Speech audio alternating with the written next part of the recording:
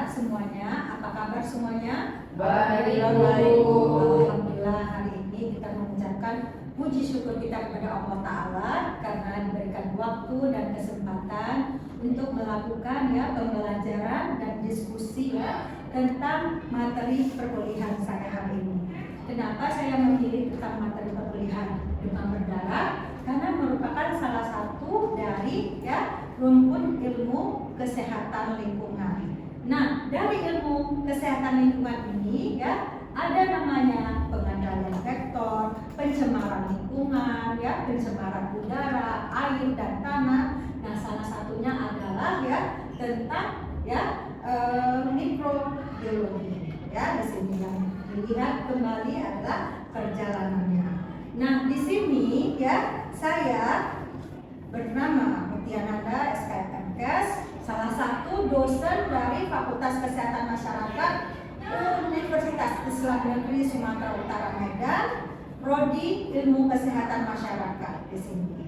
Nah, untuk itu saya akan membuka materi tentang demam berdarah Dengue di sini Nah, kenapa dengan virus demam berdarah Dengue di sini salah satu adalah penyakit yang ditularkan oleh virus Dengue melalui nyamuk Aedes aegypti Nah, kenapa dengan wilayah kita terletak di wilayah subtropis dan tropis pada kondisi geografis di Indonesia. Nah, di sini secara etiologi atau secara morfologinya di sini nyamuk berdemam berdarah di sini berukuran adalah sangat kecil, tubuhnya hitam pekat dan kadang bergaris-garis, dan cara dia untuk mengisap darah dari manusia kadang menungkik di sana. Kemudian kita lihat kembali pada saat dia untuk mengambil darah pada manusia, dia waktu menggigitnya adalah pagi hingga sore hari. Tapi lebih aktifnya dia di pagi hari. Kenapa di pagi hari karena kondisi pagi hari itu masih suasananya masih sejuk, masih lembab sehingga nanti setelah dia mencari tempat untuk perindukan nyamuk atau sebelum dia bertelur akhirnya dia akan menjadi tempat perkembangbiakan dari nyamuk Aedes aegypti Nah, di sini nyamuk ini setelah dilihat tadi berukurannya sangat kecil sekali berukurannya hitam, ada corak-corak bintiknya di sana dan dia umumnya suka tinggal di tempat air jernih di situ. Kemudian yang dibilang tadi adalah di sini aktif menggigit pada waktu pagi hingga sore hari Kadang di sini siapa yang paling mencari darah manusia adalah nyamuk betina karena dia ingin untuk perkembangbiakannya adalah menetaskan telurnya sehingga membutuhkan darah di sini. Nah, di sini dari siklus nyamuk tadi yang ibu ceritakan adalah namanya telur. Kenapa dengan telur? Karena nyamuk Aedes aegypti ini meletakkan telurnya itu sangat banyak sekali. Kalau dia menetas yaitu sampai 100 sampai 300 butir.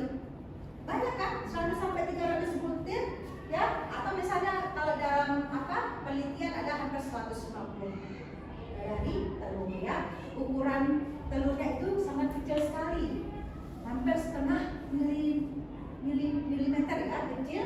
Kemudian juga telurnya juga berwarna hitam sesuai dengan bentuk badannya yaitu hitam dan bergaris-garis. Itulah ciri khasnya Kemudian jika kita lihat setelah telur menetas di sini menjadi larva. Setelah menjadi larva waktunya ada sebanyak 1 sampai 2 hari 2 hari dia menunggu menjadi larva. Namun larva itu bisa bertahan bila dalam keadaan yang sangat kering. Kenapa bertahan? Karena sekarang lagi musim panas. Kalau sudah musim panas pasti akan ada pembentukan dari larva dengan kondisi kering bisa bertahan selama 8 bulan. Lama sekali, 8 bulan. Akhirnya bisa menempel pada dinding seperti lem. Makanya kadang-kadang seperti jaringan-jaringan kecil yang kayak benang-benang di sini. Kemudian dia setelah telur menjadi larva di sini, setelah itu menetas. Kenapa menetas? Ya karena ada proses ya perkembangbiakannya, sehingga dia berganti kulit sampai 4 kali ya. 4 kali pertumbuhan larvanya dipengaruhi oleh iklim atau suhu ya, terutama suhu yang disiapkan oleh adanya adanya makanan. Nah, dari larva ini selama 5 sampai 7 hari ya, dengan waktu yang hari tergantung suhu dan makanannya, dia akan berubah kembali menjadi pupa ya. Nah, apa itu pupa di sini? Nah, pupa di sini adalah masa dia tidak aktif untuk makan ya, seperti bersemedi ya. Bersemedi dari sini ya dibilang dia fase istirahat ya, sama ya. Kalau orang bilang bentuknya kepompong ya di situ ya. Kemudian di sini ya, dalam tahap ini ada pembentukan perkembangbiakan dari fase dari telur tadi, yaitu adanya terbentuknya sayap, terbentuknya kulit, terbentuknya kakinya ya, dan dia ada proses ya apa tuh, alat kelaminnya terbentuk, ada yang menjadi nyamuk betina ataupun nyamuk jantan atau laki-laki. Kemudian juga proses ini membentukkan di pupa ini adalah 1 sampai 2 hari ya, 2 hari berubah lagi ya. Setelah 2 hari ya, biasanya berdasarkan apa ya, kita lihat kali penelitian sebelumnya, nyamuk jantan itu lebih cepat ya untuk menetas ya di sini ya, sehingga ya nyamuk betina ya setelah pupa menjadi nyamuk jantan dan nyamuk betina, kemudian menjadi nyamuk dewasa. Kemudian berikutnya setelah menjadi nyamuk ya, nah ada namanya gejala demam berdarah. Nah ini yang kita takuti. Kenapa? Karena biasanya dia akan mencari inang ya ataupun host untuk bisa diambil darahnya ya. Nah di sini gejala demam berdarah ya dengan ciri-ciri demam ya setinggi 39 derajat Celcius. Kemudian kita lihat demam itu berada antara 2 sampai 7 hari.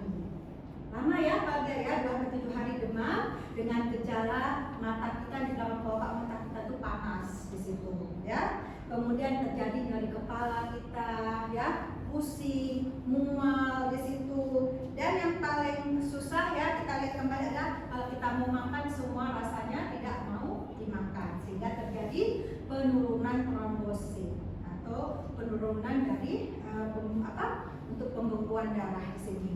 Nah di sini kita lihat ya fase demam ini ya dengan jumlah trombosit yang turun akhirnya akan menjadikan ya kondisi dari orang yang digigit oleh nyamuk Aedes aegypti yang ada nyamuknya membawa virus Dengue ya, akhirnya bisa menyebabkan penurunan atau shock pada tubuhnya ya. Nah seharusnya dari mana kita ketahui di sini kena demam berdarah atau tidak? Dengan melakukan adalah uji darah ke laboratorium. Makanya harus cepatnya berobat ke dokter ya di situ ya. Nah, yang paling kita lihat adalah tanda dari nyamuk demam berdarah, yaitu tandanya ada di kulit, yaitu ruam-ruam merah. Itu yang sangat berbahaya sekali ya. Kenapa dengan ruam-ruam merah ya? Karena bisa mengakibatkan adalah ya proses dari trombosit yang dipecahnya di situ ya. Kemudian juga ya di sini ya dalam fase gejala tadi ya, banyak gejala seperti tadi bukan mual, muntah ya, terus juga kehilangan nafsu makan, perut juga sakit di sana ya. Kemudian juga terjadi juga diare ya, kadang beberapa kali ke belakang ya. Kemudian juga kejang, sakit kepala yang sulit kita amati adalah pada balita ya. Kenapa dengan balita ya? Kenapa dengan balita?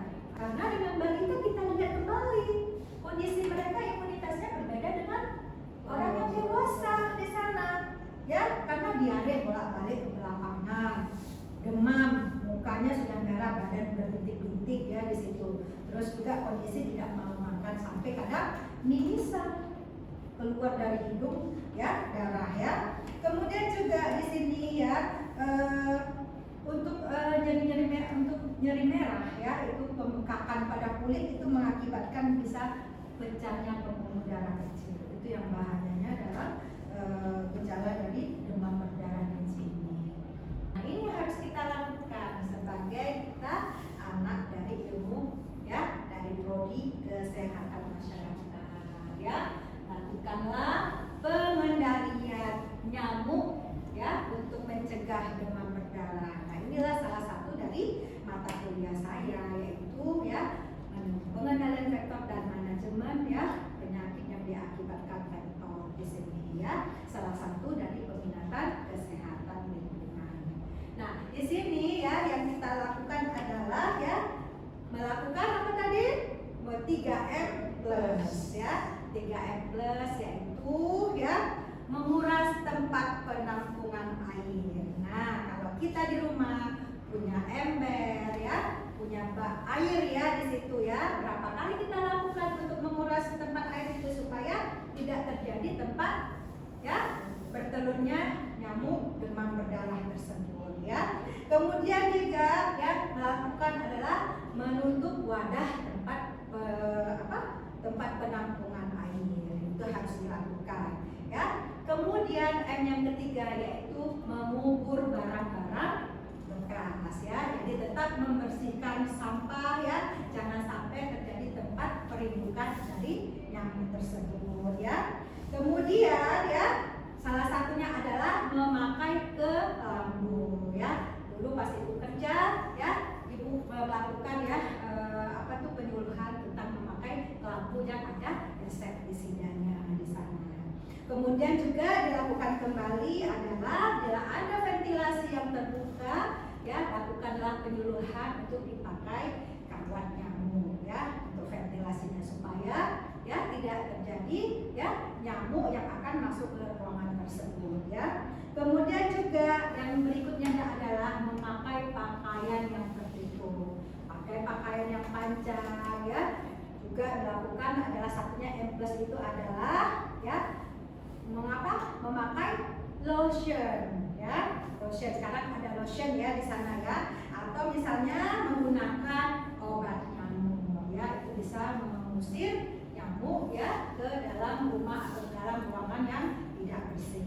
Nah, ini selain itu juga ya menggantung pakaian juga harus diperhatikan. Biasanya nyamuk suka pakaian yang gelap-gelap ya, hitam dan gelap-gelap. Kenapa ya? Biasa mereka di sini menyukainya ya, karena bisa di tempatnya untuk kembali bertelur, sehingga terjadi lagi proses dari perkembangbiakan nyamuk Aedes aegypti di sini ya.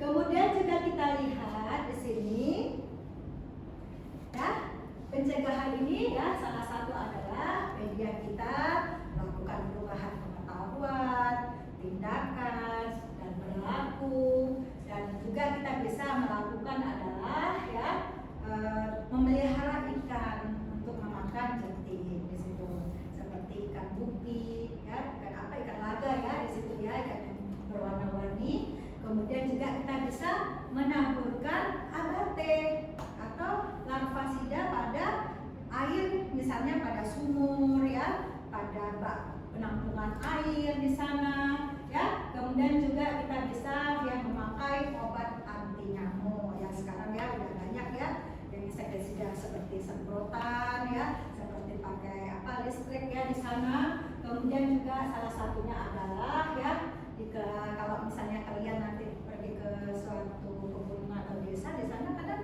tidak ada kelambu, kan susah ya. Kadang mereka kalau misalnya tidak ada kelambu, kalau di hutan itu banyak juga ya nyamuk-nyamuk lain, bukan hanya dari nyamuk demam berdarah di sini. Jadi di sini kita mencegah nyamuk itu masuk ke dalam rumah. Baiklah ya, tadi sudah penjelasan dari Ibu ya tentang materi kita demam berdarah Lindsay ya, dan juga Ibu jelaskan bahwa di sana ya virus yang ada di tubuh nyamuk demam berdarah, tapi ada virus Aedes aegypti itu bisa menyebabkan gejala dari demam berdarah. Nah, sebelumnya di sini ada yang bertanya tentang materi yang Ibu jelaskan tadi? Oke, silakan Mak. Kalau bisa berdiri Nak. Perkenalkan Bu, nama saya Rahma ini mau bertanya. Jadi menjelaskan tentang demam berdarah tadi, saya ingin bertanya Bu, kenapa fase kritis dari demam berdarah itu harus kita waspadai? Jadi itu saja pertanyaan saya. Terima kasih. Terima kasih kepada anak kami Rahmadini yang hari ini telah memberikan salah satu pertanyaan dari fase dari demam berdarah kami. Karena di sana itu ada 3 fase ya yang bisa menyebabkan terjadinya demam berdarah. Nah, di fase kritis ini itu sangat berbahaya sekali. Kenapa? Karena di fase kritis ini ya, di mana orang di sini suhu tubuhnya ya, kadang suhu tubuhnya sudah turun, tidak demam lagi, tidak 39 derajat lagi.